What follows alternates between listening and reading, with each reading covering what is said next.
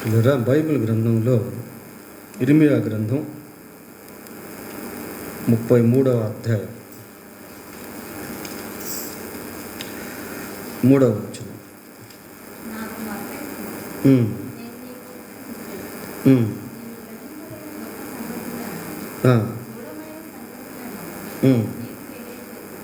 చాలు. నాకు మొర్రపెట్టుము, నేను నీకు ఉత్తరం ఇచ్చేదను. నీవు గ్రహింపలేని గొప్ప సంగతులను, గూఢమైన సంగతులను నీకు తెలియజేస్తున్నాను. ఈ వచనం మనందరికీ సుపరిచితమైన వచన భాగం. దీన్ని దేవుని యొక్క ఫోన్ నెంబర్ అని కూడా పిలుస్తారు, 333 అని. పలుమార్లు దీని గురించి మనం ఎన్నోసార్లు ఆలోచన చేసాం, ఎన్నో ప్రసంగాలు కూడా విన్నాం. ఈ వాక్యాన్ని ఎన్నోసార్లు మనము చదువుకున్నాం. ఈ వచనాన్ని గమనించినప్పుడు ఇందులో దేవుని వాగ్దానం అనేటువంటిది మొట్టమొదటిగా మనకు కనబడుతుంది. నాకు మొరపెట్టుము, నేను నీకు ఉత్తరము ఇస్తాను. నేను నీకు ఉత్తరం ఇస్తాను అనేటువంటిది దేవుని వాగ్దానం. దేవుడు దేని విషయంలోనైనా వాగ్దానం చేస్తే దాన్ని ఖచ్చితంగా నెరవేరుస్తాడు. చూడండి, రాజుల మొదటి గ్రంథం 5వ అధ్యాయము, రాజుల మొదటి గ్రంథం 5వ అధ్యాయము 12వ వచనం ఒకసారి చదువుదాం. యెహోవా సొలొమోనుకు చేసిన వాగ్దానం చొప్పున అతనికి జ్ఞానము దయచేసెను. యెహోవా సొలొమోనుకు ఇచ్చిన వాగ్దానము చొప్పున ఏదమ్మా అతని జ్ఞానము దయచేసెను. God works through his promises. దేవుడు తన వాగ్దానముల ద్వారా పని చేస్తాడు. సొలొమోనుకు జ్ఞానం ఇస్తానని వాగ్దానం చేశాడు. ఆ వాగ్దాన ప్రకారము సొలొమోనుకు దేవుడు ఏమిచ్చాడు? జ్ఞానం ఇచ్చాడు. అపోస్తుల కార్యములు 1వ అధ్యాయము 4వ వచనం చదువుదాం. ఆయన వారిని కలుసుకొని ఇలాగ ఆజ్ఞాపించను, మీరు యెరూషలేము నుండి వెళ్ళక నా వలన వినిన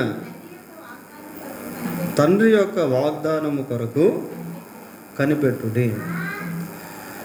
ఆ సమయంలో శిష్యులు ఎలాగున్నారు అంటే చాలా సందిగ్ధతలో ఉన్నారు. అప్పటికే వారి యొక్క వృత్తులను విడిచిపెట్టారు.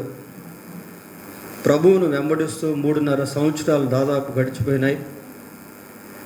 ఇప్పుడు ప్రభువు వారిని విడిచి మరణించి సమాధి చేయబడి 3వ రోజు తిరిగి లేచాడు. ఇక మళ్ళీ ప్రభువు అప్పట్లాగా వారితో ఉండేదానికి అవకాశం అనేది లేదు. ఇప్పుడు వాళ్ళ హృదయాలు ఎలాగున్నాయంటే, ఎక్కడికి వెళ్దాం, ఏం చేద్దాం, మళ్ళీ మన పాత వృత్తికే వెళ్ళిపోదామా, ఇటువంటి తలంపులతో నింపబడి మరొక పక్క యూదులకు భయపడి ఉన్నటువంటి సమయంలో యేసుక్రీస్తు ప్రభువు తండ్రి యొక్క వాగ్దానం గురించి వారితో మాట్లాడుతున్నాడు. ఏమని చెప్తున్నాడు? మీరు యెరూషలేము నుండి వెళ్లకుండా నా వలన వినిన తండ్రి యొక్క వాగ్దానం కొరకు కనిపెట్టండి. ఏంటి ఆ వాగ్దానము అంటే, దేవుడు వారందరినీ పరిశుద్ధాత్మతో నింపబోతూ ఉన్నాడు. యోవేలు గ్రంథంలో పరిశుద్ధాత్మ కుమ్మరింపుని గురించి దేవుడు వాగ్దానం చేశాడు. ఇప్పుడు వాళ్ళు యెరూషలేములోనే ఉండి కనిపెట్టాలి.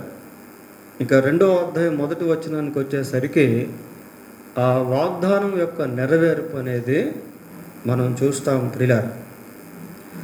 So God works through his promises. దేవుడు తన వాగ్దానముల ద్వారా పని చేస్తాడు. అదే అపోస్తుల కార్యములు 13వ అధ్యాయము 23వ వచనం చదువుకుందాం. 13:23. అతని సంతానము నుండి దేవుడు తన వాగ్దానము చొప్పున ఇశ్రాయేలు కొరకు రక్షకుడగు యేసును పుట్టించెను. చూడండి ప్రియులారా, యేసుక్రీస్తు ఈ లోకానికి వచ్చే విషయంలో కూడా దేవుని వాగ్దానం అనేటువంటిది ఉంది. దాన్ని దేవుడు నెరవేర్చాడు. సరే, ఇక్కడ మనం మూలవాక్యంలో ఏం చూస్తున్నాము అంటే, నాకు మొర్రపెట్టుము నేను నీకు ఉత్తరము ఇచ్చేదను. నాకు మొర్రపెట్టుము నేను నీకు ఉత్తరము ఇచ్చేదను.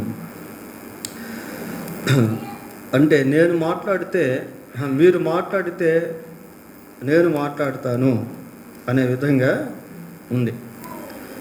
Voice is not a material thing.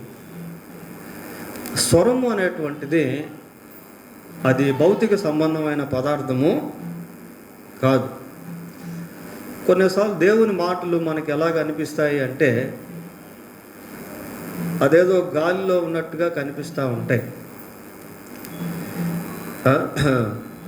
ఒక బిర్యానీ అని కాగితం మీద పేరు రాసి దాన్ని తినమంటే అది ఎలాగుంటుంది? అది మన ఆకలి తీర్చదు. ఎందుకంటే అది కేవలం రాత రూపకమైనటువంటిది. It is not a material thing. కాబట్టి దేవుని మాటలు కూడా కొన్నిసార్లు మనం ఎంత విన్నా ఆ టైంలో సంతోషంగా ఉన్నట్టు అనిపిస్తుంది, కానీ మనల్ని సంతృప్తి పరిచేటువంటిదిగా కొన్నిసార్లు ఉండకపోవచ్చు. అయితే దేవుడు కేవలం మాట్లాడేవాడు మాత్రమే కాదు, కానీ ఆయన క్రియారూపకంలో దాన్ని నెరవేరుస్తాడు. చూడండి, యోహాను సువార్త 14వ అధ్యాయము 14వ వచనం చదువుదాం. నా నామమున మీరు నన్నేమి అడిగినను నేను చేసేదను. ఇక్కడ డూయింగ్స్ అనేటువంటివి మనకు కనబడుతున్నాయి. ఇర్మియా 33:3లో మాటను గురించి మనం చూసాము, ఇక్కడ క్రియను గురించి మనం చదువుతూ ఉన్నాం. నా నామంలో ఏది అడిగినా నేను చేస్తాను. ఇక్కడ మోషన్ యాక్ట్స్, కదలికలతో కూడినటువంటి క్రియలు. ప్రియులారా, బైబిల్ గ్రంథాన్ని పరిశీలించినప్పుడు అనేక మంది దేవుని సన్నిధిలో మొరపెట్టి దేవుని యొక్క కార్యాలను ప్రత్యక్షంగా అనుభవించారు. అంటే దేవుని కార్యాలు అనుభవపూర్వకమైనటువంటివి. ఏదో మనం చదువుకునేదానికి, చెప్పుకునేదానికి, వినేదానికి కాదు, కానీ అవి అనుభవించి తెలుసుకునేటువంటివి. నా నామములో ఏమి అడిగినను నేను చేస్తాను అంటున్నాడు. So if we cry unto the lord, మనం దేవునికి మొరపెట్టినప్పుడు దేవుడు క్రియారూపకముగా కార్యములను చేసేవాడుగా ఉన్నాడు. చూడండి, 34వ కీర్తన 4వ వచనం చదువుదాం. 34వ కీర్తన 4వ వచనం. నేను యెహోవా యొద్ద విచారణ చేయగా ఆయన నాకు ఉత్తరము ఇచ్చెను. నాకు కలిగిన భయములన్నిటిలో నుండి ఆయన నన్ను తప్పించును. వీళ్ళ వచనాన్ని మనం కొంచెం నెమ్మదిగా పరిశీలించి చదువుకుంటే ఉత్తరం ఇచ్చను అనే మాట మనకు కనబడుతుంది. నాకు మొరపెట్టుము నేను నీకు ఉత్తరం ఇస్తాను అని ఇర్మియా 33లో మనం చూసాం. ఇక్కడ ఉత్తరం ఇచ్చుట అని అంటే ఏంటి అంటే, కలిగి ఉన్న భయములన్నిటిలో నుండి ఆయన ఏం చేశాడు? తప్పించాడు. అది ఉత్తరం ఇచ్చుట అంటే. అంటే ఇదేదో ఊరికే మాట కాదు, కానీ క్రియారూపకంలో మనం చూస్తూ ఉన్నాం. నాకు కలిగిన భయములన్నిటిలో నుండి ఆయన నన్ను తప్పిస్తాడు అంటున్నాడా, తప్పించును అంటున్నాడా? అంటే దాన్ని ఏ వయస్సులో మనం చూస్తాం? పాస్ట్ టెన్స్లో మనం చూస్తాం. టెన్స్ గురించి మనం ఆలోచన చేస్తే ఆల్రెడీ ఇట్ వాస్ డన్. తప్పించును, తప్పించును అంటే అనుభవించాడు దాన్ని. అనుభవించాడు ప్రియులారా. ఆ తప్పించబడినటువంటి అనుభవాన్ని దేవునికి మొరపెట్టుట ద్వారా కీర్తనకారుడు సంపాదించుకున్నాడు. దేంట్లో నుంచి తప్పించాడట? భయములన్నిటిలో నుండి తప్పించాడు. భయం అనేటువంటిది చాలా భయంకరం ప్రియులారా. భయం చేత అనేక మంది ప్రాణాలు కోల్పోయినటువంటి వారు కూడా ఉన్నారు. రకరకాల పరిస్థితులు మన అనుదిన జీవితంలో మనల్ని భయపెడుతూ ఉంటాయి. భయము అనేటువంటిది ఒక బంధకం లాంటిది. భయం మీన్స్ డెవిల్. కొన్నిసార్లు భయము సైతాను ద్వారా కూడా కలుగుతుంది ప్రియులారా. భీతికి కారకుడు అని యెహెజ్కేలు గ్రంథం 28వ అధ్యాయంలో అపవాదిని గురించి మాట్లాడుతూ రాయబడి ఉంది. అయితే అది ఎటువంటి భయం అయినప్పటికీ దేవుడు మనల్ని తప్పిస్తాడు. దావీదు అంటాడు, గాఢాంధకారపు లోయలో నేను సంచరించినను ఏ అపాయమునకు భయపడను అంటాడు. ఏ అపాయమునకు భయపడను అంటాడు. కనుక దేవునికి మొరపెట్టినప్పుడు ఆయన ఇక్కడ ఇచ్చిన ఉత్తరం ఏంటి అంటే భయముల్లో నుండి ఆయన తప్పించెను. ఇది ప్రాక్టికల్ ఎక్స్పీరియన్స్ ప్రియులారా. క్రియాపూర్వకమైనటువంటి అనుభవం. అదేదో మనం ఇందాక చెప్పుకున్నట్టు ఒక స్లిప్ మీద బిర్యానీ అనే పదం రాసి అది తిన్నట్లు లాంటిది కాదు. ఇది అనుభవపూర్వకంగా దేవుడు చేసినటువంటి కార్యం ప్రియులారా. దేవుడు ఇచ్చేటువంటి ఆ ప్రత్యుత్తరాలు వివిధ రకాలుగా ఉంటాయి. అసలు దేవుడు ఏ విధంగా కార్యం చేస్తాడో, ఏ విధంగా తప్పిస్తాడో, ఏ విధంగా సహాయపడతాడో మనకు అర్థం కావు. కొన్నిసార్లు మనం ఒక రీతిగా ఆలోచిస్తాం, దేవుడు ఇంకొక రీతిగా సహాయం చేస్తాడు. అనేక మంది అటువంటి అనుభవాల గుండా వెళ్ళిన వారు బైబిల్లో మనకు కనిపిస్తారు. మనం ఇశ్రాయేలు చరిత్ర గమనించినప్పుడు వాళ్ళు ఐగుప్తు దేశం నుండి బయలుదేరి కానానుకు వెళ్తూ ఉన్నారు. అటువంటి సమయంలో ఫరో యొక్క సైనికులు యుద్ధాయుధాలు ధరించి రథసారథులై ఇశ్రాయేల్ మీదకి వస్తూ ఉన్నారు. అప్పుడు ఇశ్రాయేల్కి ఎదురుగా ఎర్ర సముద్రం ఉంది, వెనక వైపు ఫరో సైన్యం ఉంది. మనకు నిర్గమకాండంలో కనిపించేది ఏంటి అని అంటే, ఇశ్రాయేలు ముందుగా ఆ సముద్రంలోంచి వెళ్ళిపోయారు. ఆ తర్వాత ఐగుప్తీయులు రథాలు వేసుకొని వస్తున్నప్పుడు మళ్ళీ సముద్రం అమాంతంగా కప్పివేసి ఐగుప్తీయులందరూ కూడా చనిపోయారు. ఈ దృశ్యమే మనకు నిర్గమకాండం 14వ అధ్యాయంలో కనబడుతుంది ప్రియులారా. కానీ వాస్తవానికి అక్కడ జరిగింది ఏంటి అంటే, చూడండి, యెహోషువ గ్రంథం 24వ అధ్యాయం. యెహోషువ గ్రంథం 24వ అధ్యాయము 6వ వచనం చదవండి. నేను ఐగుప్తులో నుండి మీ తండ్రులను రప్పించినప్పుడు మీరు సముద్రమున వద్దకు రాగా ఐగుప్తీయుల రథములతోనూ రౌతులతోనూ మీ తండ్రులను ఎర్ర సముద్రము వరకు తరిమిరి. వారు యెహోవాకు మొరపెట్టినప్పుడు, ఎవరు మొరపెట్టారు? ఇశ్రాయేలు ప్రజలు ప్రియులారా. ఇశ్రాయేలు ప్రజలు దేవునికి అక్కడ మొరపెట్టారు. ఈ దృశ్యం మనకు నిర్గమకాండంలో అంతగా కనబడదు. వారు మొరపెట్టినటువంటి స్థితి అంత ఎక్కువ మనకు దాఖలా లేదు.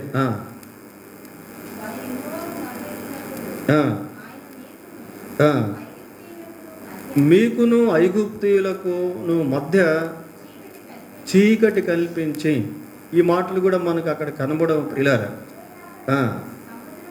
సముద్రమును వారి మీదకు రప్పించి వారిని ముంచివేసి, అంటే ఇశ్రాయేలుకు ఐగుప్తీయులకు మధ్య ఏమి రంపించాడు దేవుడు? చీకటిని రంపించాడు ప్రియులారా. చీకటిని రప్పించి వీళ్ళనేమో ఇటు నుంచి పంపించాడు. వాళ్ళు ఇక్కడికి వచ్చినాక ఆ యొక్క సముద్రంలో ముంచివేయబడ్డారు. అంటే ఆశ్చర్యరీతిగా దేవుడు వారికి సహాయం చేశాడు. అక్కడ మనం గమనించాల్సింది ఏంటి అంటే, వారు యెహోవాకు మొరపెట్టారు. పిల్లలు మొరపెట్టినటువంటి సమయంలో గాడ్ సెంట్ ద డార్క్నెస్, దేవుడు చీకటిని పంపించి వారికి వీరికి మధ్య ఉంచి వారిని ఐగుప్తీయుల చేతిలో నుండి విడిపించాడు. ఆ రీతిగా వారిని సంరక్షించి అదే ఎర్ర సముద్రంలో వీరికి రక్షణ, వారికి శిక్ష అనేటువంటి దేవుడు అనుమతించాడు. పిల్లలు చూడండి, అసలు వాస్తవానికి వాళ్ళు వెళ్ళేదానికి అవకాశం లేదు, మార్గం లేదు. అటువంటి సమయంలో God open the sea, red sea, దేవుడు ఆ ఎర్ర సముద్రాన్ని పాయలు చేశాడు. కనుక ప్రియులారా, ఈ మొరపెట్టేటువంటి అనుభవం అనేది అదేదో ఊరికే మనం మొరపెట్టడం, దేవుడు మాట్లాడడం అనేది కాదు, కానీ క్రియారూపకంలో దేవుడు పనిచేస్తాడు అన్నదానికి ఇవన్నీ నిదర్శనాలు. న్యాయాధిపతుల గ్రంథం 3వ అధ్యాయము 9వ వచనం చదువుకుందాం. ఇశ్రాయేలీయులు యెహోవాకు మొరపెట్టగా యెహోవా కాలేబు తమ్ముడైన ఒత్నీయేలును రక్షకునిగా ఇశ్రాయేలు కొరకు నియమించి వారిని రక్షించెను. ప్రియులారా, ఇశ్రాయేలు ప్రజలు బహు దురవస్థలో ఉన్నారు. అప్పటికే 8 సంవత్సరాలు ఎంతో బాధ అనుభవిస్తున్నారు. ఆ పై వచనం మనం చూసినట్లయితే 8వ వచనంలో ఆ విషయాలు మనకు కనబడతాయి. అప్పటి వరకు ఇశ్రాయేలుకు న్యాయాధిపతులు లేరు. ప్రియులారా, ఫస్ట్ న్యాయాధిపతి ఎవరు అంటే ఈ ఒత్నీయేలు. అప్పటి వరకు వాళ్ళు మోషే నాయకత్వంలో నడిపించబడ్డారు. మోషే తర్వాత యెహోషువ నాయకత్వంలో నడిపించబడ్డారు. ఇక వారిని కాపాడేదానికి, నడిపించేదానికి నాయకులు లేరు. అప్పట్లో రాజులు కూడా వారికి లేరు. అటువంటి సమయంలో మరి శత్రువుల చేత పట్టబడినప్పుడు వారు దేవునికి మొరపెట్టారు. చూడు, దేవునికి వారు మొరపెడితే వారికి దేవుడు ఎవరినిచ్చాడు? ఒత్నీయేలును ఇచ్చాడు, రక్షకుడిగా ఇచ్చాడు.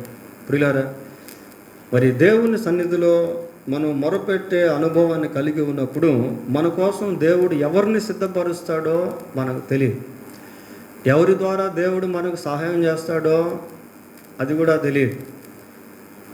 దేవుని యొక్క సహాయము చాలా ఆశ్చర్యరీతిగా ఉంటుంది. మరి ఏలియాను ఆ కరువు దినాల్లో ఎవరు పోషించారు? రేవు దగ్గర అంటే కాకోళము చేత దేవుడు ఏలియాకు ఆహారాన్ని పంపించాడు. ఆ తర్వాత సారెపతు విధవరాల ద్వారా ఏలియాకు దేవుడిచ్చిన మాటను బట్టి సారెపతు విధవరాలను దేవుడే పోషించాడు. 5 రొట్టెలు 2 చేపలే ప్రియులారా, అవే కంటికి కనిపించాయి, కానీ దేవుడు వాటిని ఆశీర్వదించినప్పుడు వేల కొలది ప్రజలకు అవి ఆహారంగా మారినాయి. అలా చేయుట్లో దేవుడు ఒక చిన్న బిడ్డను వాడుకున్నాడు. ప్రియులారా, దేవుడు మన జీవితంలో కూడా మనకు సహాయం చేసేదానికి, మనకు సహాయం పంపేదానికి ఎవరిని సిద్ధపరిచాడో మనకు తెలియదు. But if we cry to the Lord, God will send whom he prepared for అస్.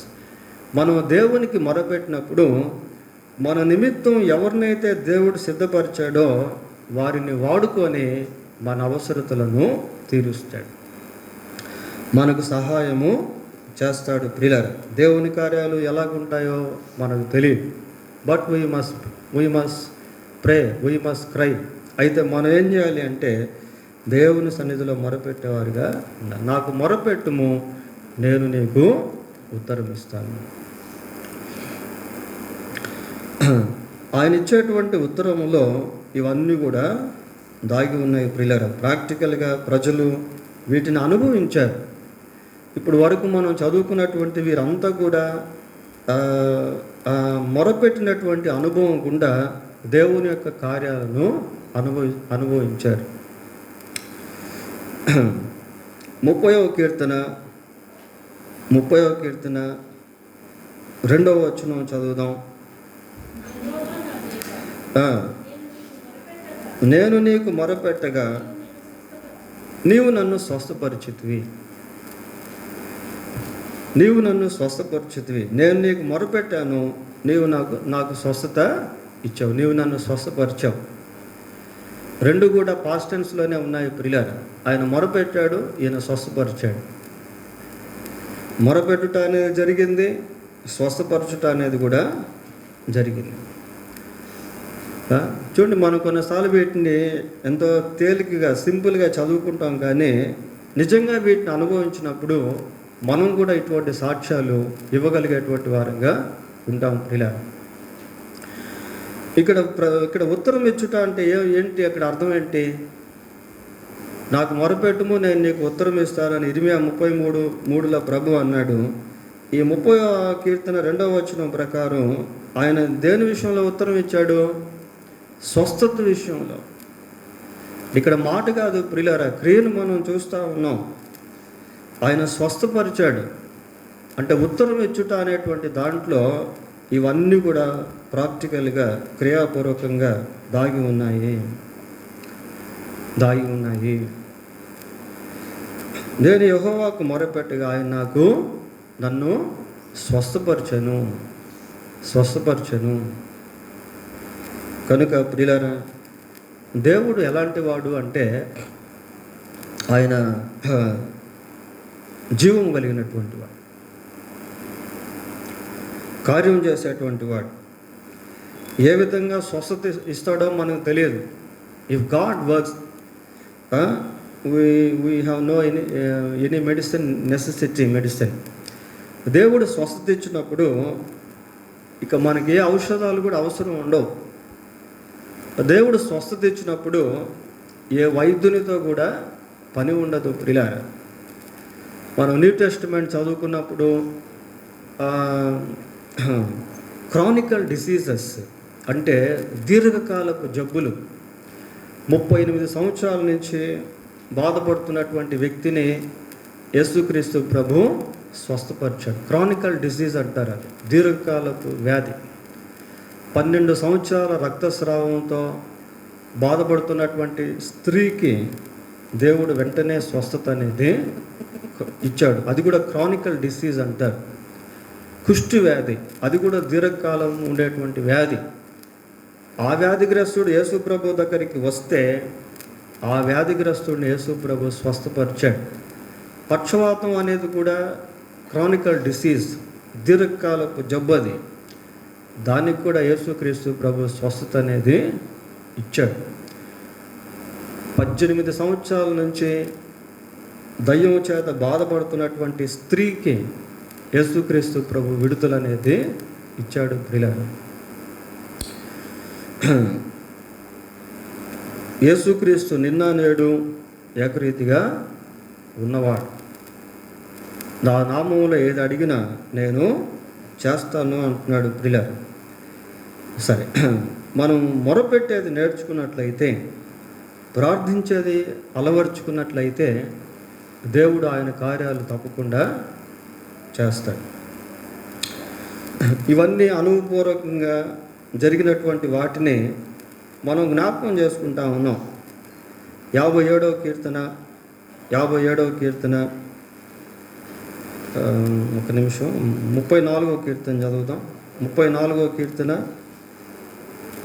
17వ వచనం. నీతిమంతులు మొరపెట్టగా యెహోవా ఆలకించును,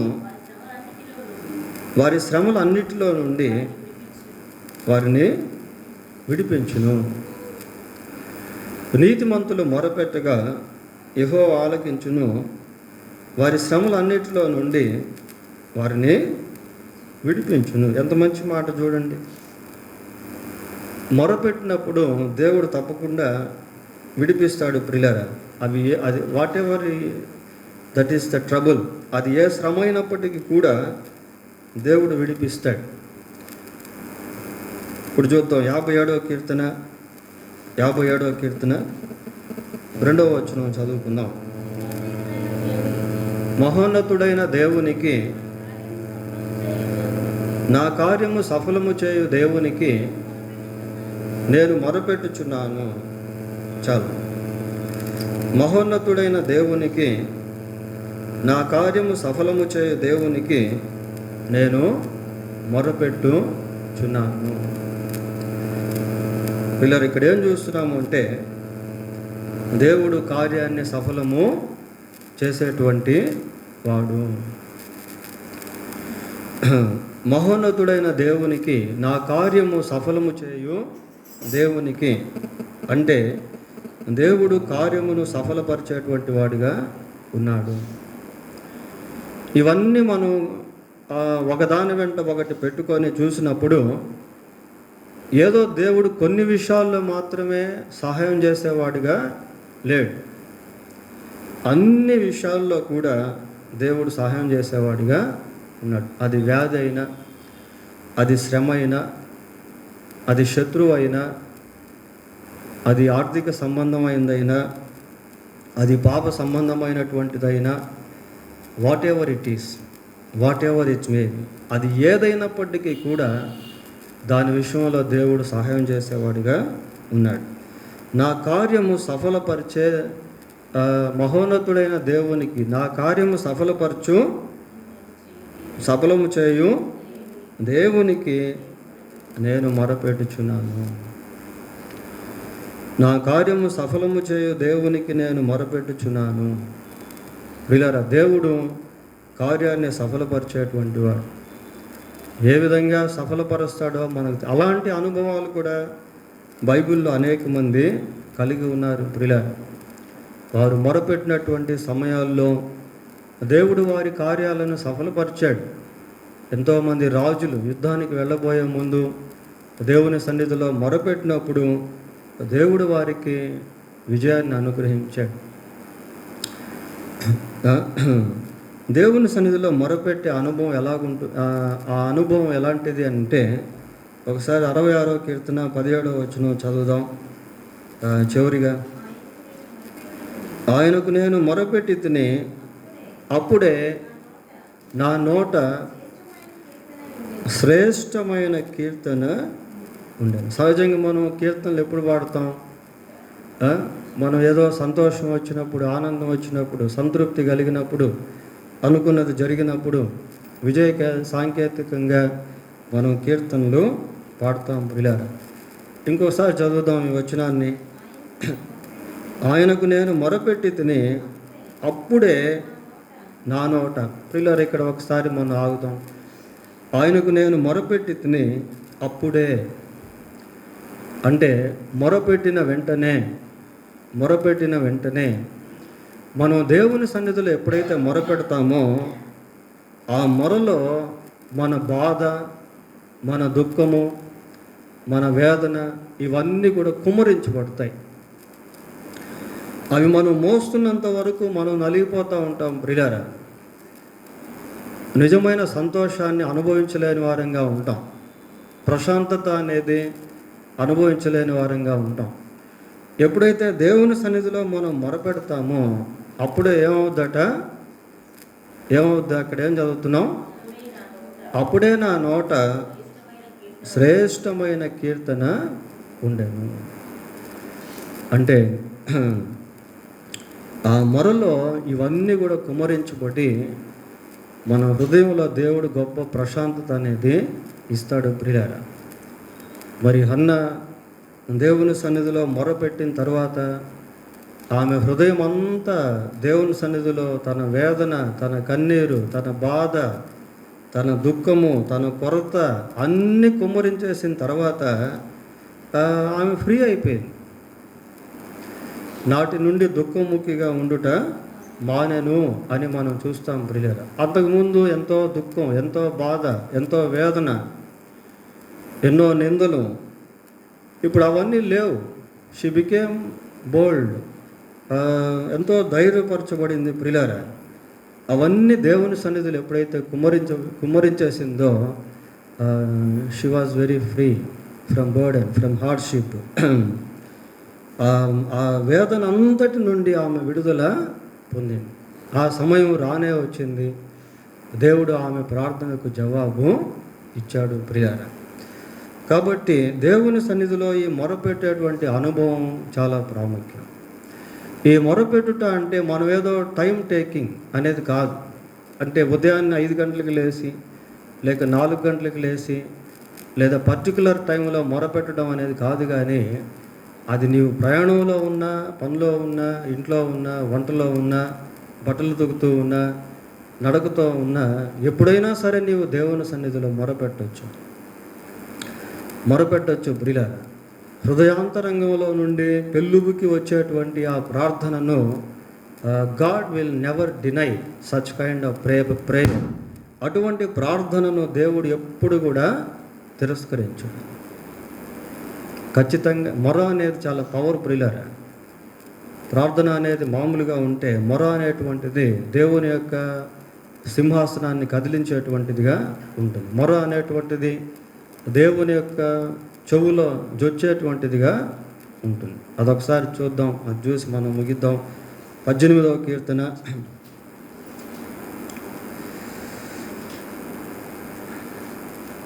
6వ వచనం.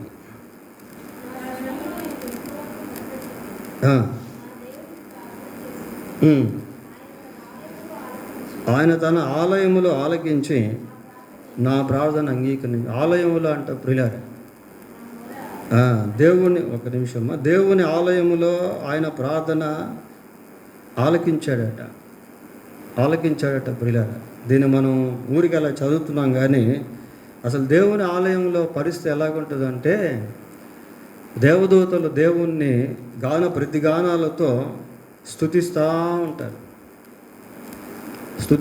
ఉంటారు ప్రియులారా. ఒక దృశ్యాన్ని మనం యెషయా గ్రంథం 6వ అధ్యాయంలో చూస్తాం. సైన్యములకు అధిపతియగు యెహోవా పరిశుద్ధుడు, పరిశుద్ధుడు, పరిశుద్ధుడు అని మానక అనే మాట మనం చదువుతాం ప్రియులారా. రాత్రింబగళ్ళు శరాపులు, మహాదూతలు వాళ్ళు ప్రతిగానాలతో ఆయన స్తుతిస్తూ ఆరాధిస్తూ ఉంటే, ఇక్కడ ఏమని చదువుతున్నాం? తన ఆలయములో ఆలకించి అంటే he paid attention during that time. ఆరాధన సమయంలో ఆయన ఆలకిస్తూ ఉన్నాడు ప్రియులారా. ఆలకించడం అంటే ఒక ప్రత్యేకమైనటువంటి ఉద్దేశంతో వినటం అన్నమాట. ఇక్కడ బయట అనౌన్స్మెంట్ చేస్తూ ఉంటే మనం ఏం చేస్తాం? ఆ గోడ దగ్గర నిలబడి ఏం చేస్తున్నారని జాగ్రత్తగా మనం వినే ప్రయత్నం చేస్తాం ప్రియులారా. అటువంటి విధానంలో దేవుడు ఆలయంలో ఆలకించాడు. నా మొర ఆయన సన్నిధిని చేరి ఎక్కడ చొచ్చిందట? చెవులో చొచ్చిందట ప్రియులారా. ఆయన సన్నిధిలో చేరిపోయింది. చేరిపోవడం మాత్రమే కాకుండా చెవులో జొచ్చెను అని ఉంది. జొచ్చెను అంటే అర్థం ఏంటి? చొచ్చుకొని పోయింది ప్రియులారా. పెనిట్రేటింగ్ లోపలికి వెళ్ళిపోయింది. అట్లాగే మొర అనేది, నా మొర ఆయన సన్నిధిని చేరి ఆయన చెవుల జొచ్చెను. అప్పుడు భూమి కంపించి అదిరింది. చూడండి, మొరలో ఎంత శక్తి ఉందో. నాకు మొరపెట్టుము, నేను నీకు ఉత్తరం ఇచ్చాను. కాబట్టి మనం ఎప్పుడైతే దేవుని సన్నిధిలో మొరపెడతామో, ఏ బాధ అయితే మనల్ని కృంగదీస్తూ ఉందో, ఏ వేదన అయితే మనల్ని కృంగదీస్తూ ఉందో, ఏ అవసరత అయితే మనం కలిగి ఉన్నామో, ఎటువంటి ఇబ్బంది, ఎటువంటి వ్యాధి బాధలు మనల్ని పీడిస్తున్నాయో, వాటిని చాప్టర్ అండ్ వర్స్ ఉన్నది ఉన్నట్టుగా దేవునికి చెప్పేయాలి ప్రియులారా. పరిశుద్ధాత్మ దేవుడు మనకు సహాయం చేస్తాడు. ఉచ్చరింపశక్యము కాని మూలుగలతో దేవుని సన్నిధిలో మనం ఎలా మొరపెట్టాలో అనేది పరిశుద్ధాత్మ దేవుడు మనకు నేర్పిస్తాడు. అప్పుడు మనం ఫ్రీ అయిపోతాం. ఏ విధంగా దేవుడు సహాయం చేస్తాడో, ఎవరి ద్వారా దేవుడు సహాయం చేస్తాడో, తలపెట్టినటువంటి కార్యాన్ని ఏ విధంగా సఫలపరుస్తాడో, ఉన్నటువంటి భయాల నుండి ఏ విధంగా దేవుడు తప్పిస్తాడో మనకు తెలియదు. మనకు తెలియదు ప్రియులారా, కానీ అన్నీ ఆయనే చూసుకుంటాడు. యెహోవా ఈరే అన్నట్టుగా అన్నీ ఆయనే చూసుకొని మనకు తన కార్యముల ద్వారా తన కార్యముల ద్వారా ఉత్తరం ఇచ్చేటువంటి దేవుడిగా ఆయన ఉంటాడు. దేవుడు తన వాక్యం దీవించింది కాక ప్రార్థన చేసుకుందాం. ఒక నిమిషం అందరూ ప్రార్థన చేసుకోండి. ప్రభువా, నాకున్న పరిస్థితులు మీరు ఎరిగి ఉన్నారు. ఈ పరిస్థితులను బట్టి నేను ఏ విధంగా మొరపెట్టాలో నాకు నేర్పించిన ఆయన అని అడుగుదాం. ప్రియులారా, శిష్యులు ప్రార్థన నేర్పించమని అడిగారు. ప్రభు వారికి ప్రార్థన నేర్పించాడు. ఎలా మొరపెట్టాలో నేర్పించి ప్రభువా అంటే దేవుడు నేర్పిస్తాడు. ప్రియులారా,